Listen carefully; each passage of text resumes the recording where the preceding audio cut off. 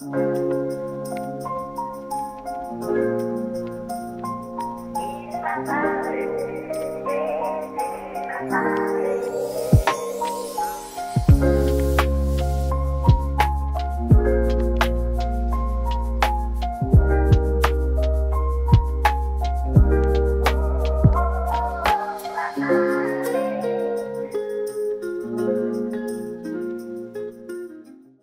chers amis, nous sommes heureux de vous accueillir sur cette plateforme de Espérance Média Martinique qui vous permet de suivre depuis son lancement, tant en télédiffusion qu'en radiodiffusion, notre série biblique « Il m'a parlé ». Et merci pour la confiance que vous nous témoignez. Quand Jésus nous parle, c'est qu'il a à nous dire quelque chose de la plus haute importance. Et ce qu'il nous dit est toujours en rapport avec notre salut et celui de notre prochain.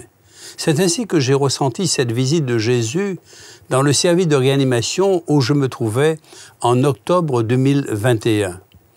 Visite divine, au cours de laquelle il m'a pris dans ses bras d'amour, m'a rassuré quant à mon état de santé et m'a confié cette mission de diffuser cette série « Il m'a parlé ». Quel privilège est celui de s'acquitter d'une si noble et si exaltante mission de salut public. Nous espérons de tout cœur que notre 26e sujet, qui a pour titre « Jésus et la crise de foi », saura autant vous interpeller que les présentations précédentes, la notion de crise étant bien présente dans les esprits en ces temps de grande incertitude. Prions.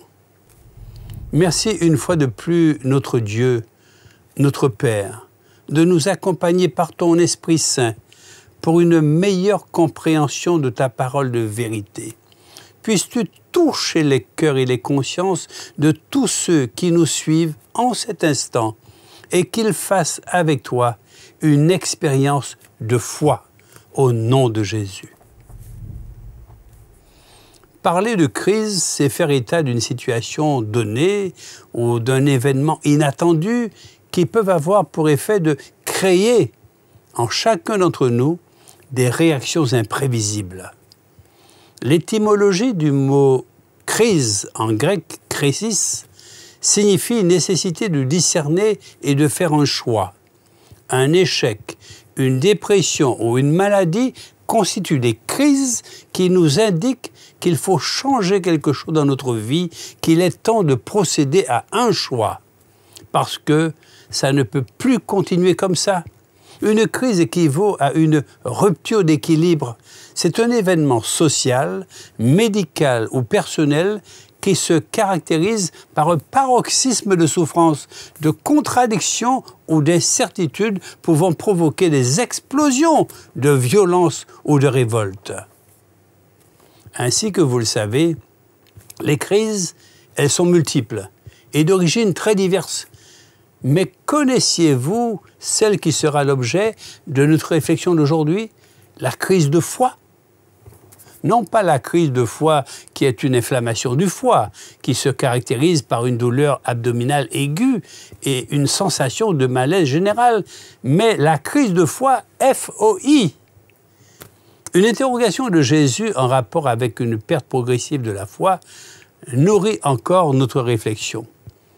Quand le Fils de l'homme viendra, trouvera-t-il de la foi sur la terre? Luc 18, le verset 8. En d'autres termes, Jésus semble dire qu'à son retour, et bien avant, très peu seront ceux qui auront gardé confiance en lui, qui auront eu foi dans sa parole, foi dans ses promesses.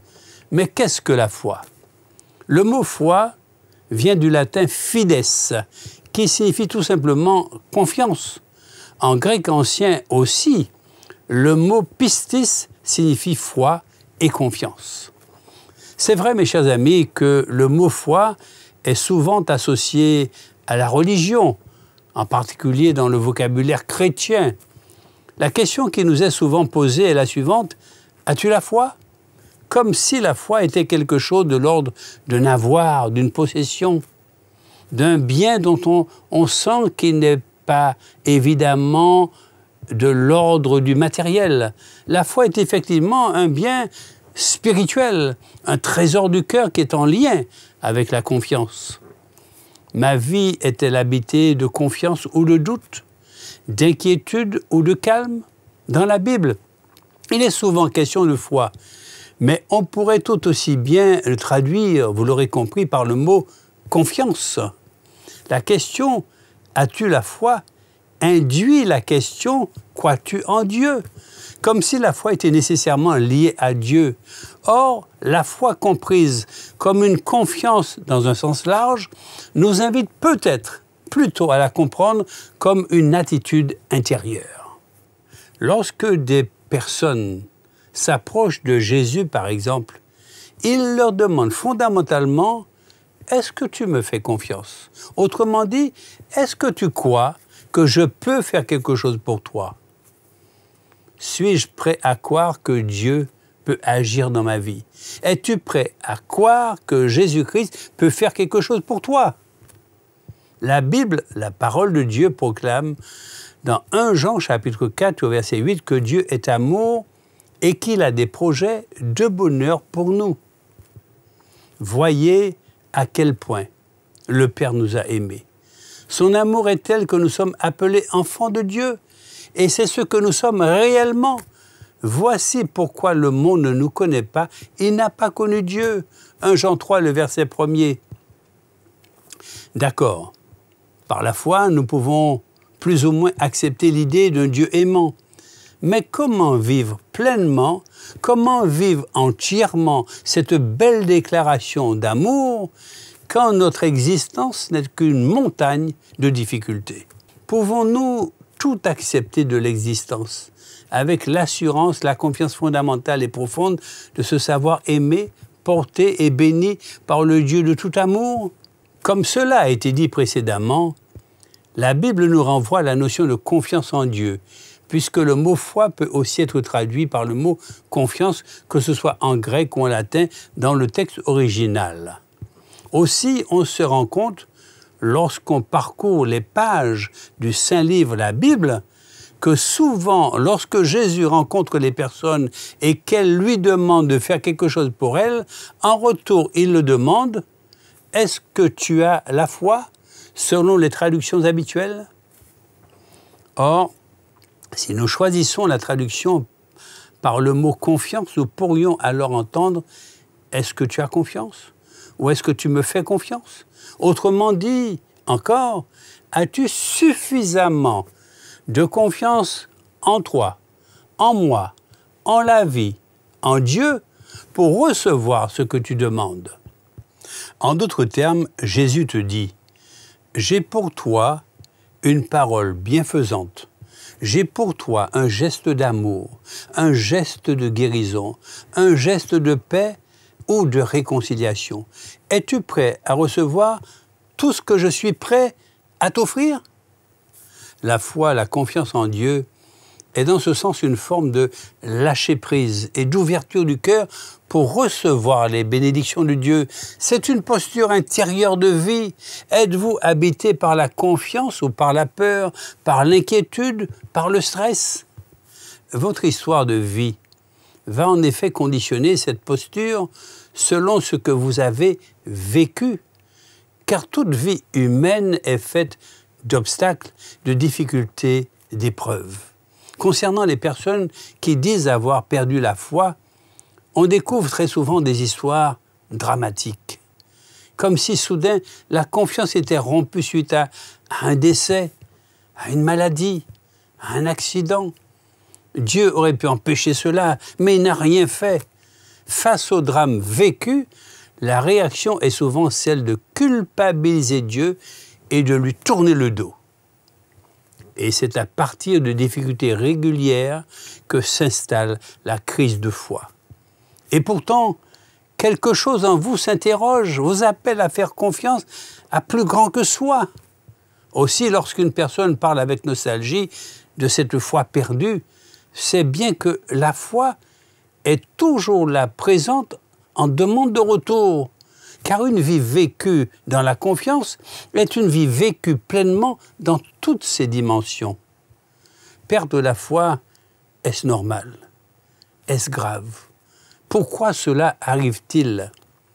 Les difficultés de la vie, les épreuves à répétition, le découragement consécutif aux malheurs qui pleuvent sur nous et sur nos familles peuvent à un moment précis conduire à cette perte de confiance en Dieu, à la crise de foi.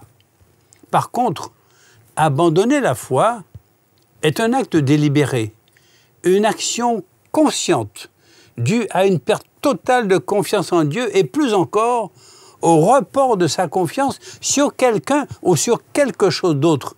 C'est considérer que Dieu ne peut absolument rien faire et qu'il n'a absolument rien fait pour nous. Dans le dernier livre de la Bible, Jésus fait un reproche en ce sens. « Ce que j'ai contre toi, c'est que tu as abandonné ton premier amour. » Apocalypse 2, le verset 1er. Mes chers amis, Satan, l'adversaire de Dieu, use d'artifices pour attirer les foules, toujours avides de nouveautés. Certains hommes, les instruments du diable, se montrent habiles pour séduire par des moyens mensongers qui suscitent l'émerveillement des âmes simples qui ne sont pas enracinées et édifiées en Jésus, quoiqu'il s'agisse de la puissance de Dieu, et ils abandonnent le vrai Dieu pour rejoindre le diable. Satan veut toujours entraîner les hommes loin du Seigneur. Il veut ruiner la confiance que le croyant a dans ses soins et dans son amour. L'ennemi veut nous amener toujours sur un chemin d'indépendance et de propre volonté et nous pousse à chercher du secours ailleurs qu'en Dieu. C'est ainsi que s'installe durablement la crise de foi. Nous sommes toutes et tous, un jour, confrontés au doute, au questionnement, à la remise en question de ce que nous savons, croyons savoir ou avons appris. Cela nous arrive peut-être lors d'une épreuve tragique dans notre vie qui viendra chambouler nos repères et nos croyances. Pourquoi? La question est un moteur dans la foi. Elle nous met en mouvement et la vie est mouvement. La mort serait justement de rester figé et bloqué dans des sentiments inconfortables ou désagréables qui nous font perdre le goût des choses, le goût de vivre. Comme nous l'avons souligné, perdre la foi peut signifier plusieurs choses selon chaque personne, chaque individu. Cela peut être associé à perdre la pratique dans une religion, à perdre la foi en Dieu, à perdre la confiance en l'humanité, à perdre confiance tout court. On sent bien qu'il ne s'agit pas d'un bien matériel ou d'une possession, mais que cela concerne nos élans de vie. La foi n'est alors plus tant du domaine du contenu qu'un mouvement, une posture de vie, une manière d'être au monde. Un autre aspect autour de la notion de perdre la foi, c'est justement de mettre des mots sur les sentiments qui l'accompagnent. Est-ce de la nostalgie? Est-ce de l'amertume? Est-ce de la tristesse? Est-ce du désespoir? Est-ce de l'indifférence? Alors se mettre en route pour retrouver la foi nous engage sur un nouveau chemin pour découvrir certainement un nouveau sens au mot foi et probablement aussi à Dieu. Prendre le temps de mettre des mots sur ce Dieu auquel je croyais, peut-être et que j'ai le sentiment d'avoir perdu. Dieu ne devrait-il pas être omnipotent, tout-puissant? Alors pourquoi autant de mal et de méchanceté sur la terre? Dieu ne devrait-il pas être de toute bonté? Alors pourquoi laisse-t-il ses enfants être maltraités et violentés sur la terre? La Bible, la parole de Dieu, est parsemée de ces questions, de ces pourquoi et de ces doutes. Jésus nous invite à cheminer, à marcher avec ces questions à ses côtés, tout en déplaçant notre regard pour nous ouvrir à un autre Dieu, un Dieu tout-puissant certes, mais un Dieu d'amour. Parce qu'un Dieu qui nous aime infiniment ne pourrait se placer dans une position de despote tout-puissant et anéantir ainsi notre liberté d'être et de vivre, ce serait contraire à l'amour qui est toujours profondément libre. Toute personne qui décide de se remettre en route pour retrouver la foi a toutes les chances de la retrouver, puisqu'il s'agit précisément d'une démarche de confiance. Avoir l'envie ou l'élan de le faire, c'est déjà le premier pas indispensable. C'est comme dans un couple. Si les deux partenaires sont d'accord de traverser le pont pour se rejoindre, c'est déjà le premier pas de la confiance. Dans les évangiles, Jésus ne prêche pas autre chose qu'un appel incessant à faire confiance à Dieu, au Christ, à soi-même et aux autres. Car une vie sans confiance n'est pas une vie. Nous ne pouvons pas vivre sans cesse dans l'inquiétude, le stress ou la peur. Cela nous paralyse, nous enferme, nous cloisonne et nous empêche de vivre. Une crise de foi permanente, c'est une vie, sans espoir. C'est un cauchemar sans fin. Mes chers amis, pour retrouver la foi que vous auriez perdue ou que vous auriez abandonnée, il vous est avantageux de retrouver le chemin qui conduit à la foi, c'est-à-dire de retrouver Jésus qui s'identifie ainsi. « Je suis le chemin, la vérité et la vie. Nul ne vient au Père que par moi. » Jean 14, le verset 6. Voici les quelques conseils qu'il vous donne et les propositions qu'il vous fait aujourd'hui pour retrouver le chemin de la foi. Vraiment, je vous l'assure, si vous avez la foi, une foi dans laquelle il n'y ait pas l'ombre d'un doute, non seulement vous pourrez accomplir ce que j'ai fait à ce figuier, mais si vous dites à cette montagne, va-t'en de là et jette-toi dans la mer, cela se fera. Si vous priez avec foi, tout ce que vous demanderez, vous l'obtiendrez. Matthieu 21, versets 21 et 22. C'est pourquoi faites tous les efforts que vous pouvez pour croire, pour avoir foi en Dieu et en même temps pour mener une vie honnête. Menez une vie honnête et en même temps apprenez à connaître ce que Dieu veut. 2 Pierre, chapitre 1er, le verset 5. Mettez-vous donc vous-même à l'épreuve. Examinez votre vie pour voir si vous vivez dans la foi. Oui, faites un peu votre examen de conscience. Ne reconnaissez-vous pas que Jésus-Christ est parmi vous? À moins que cet examen ne tourne à l'échec et que votre qualité de chrétien ne résiste pas à l'épreuve. 2 Corinthiens, chapitre 13 et au verset 5. Combat le beau combat au service de la foi, afin de vivre avec Dieu pour toujours. C'est pour cette vie qu'il t'a appelé. Tu as reconnu cela le jour où tu as affirmé clairement ta foi devant beaucoup de témoins. 1 Timothée 6, le verset 12. J'ai combattu jusqu'au bout le bon combat. J'ai achevé ma course, je suis resté fidèle à ma foi. 2 Timothée 4, le verset 7. Si donc nous avons été déclarés justes devant Dieu en raison de notre foi, nous sommes en paix avec lui grâce à notre Seigneur Jésus-Christ. Jouissons de cette paix et gardons-la. Romains 5, le verset 1er. Or, sans la foi, il ne saurait être question de lui être agréable. Si quelqu'un s'approche de Dieu pour entrer en communion avec lui, il faut bien qu'il croie d'abord à son existence et qu'il ait la conviction que Dieu récompense ceux qui le cherchent de tout leur cœur. Hébreux 11, le verset 6e. Faites tous vos efforts pour ajouter à votre foi la bonne conduite, et à la bonne conduite, la vraie connaissance de Dieu.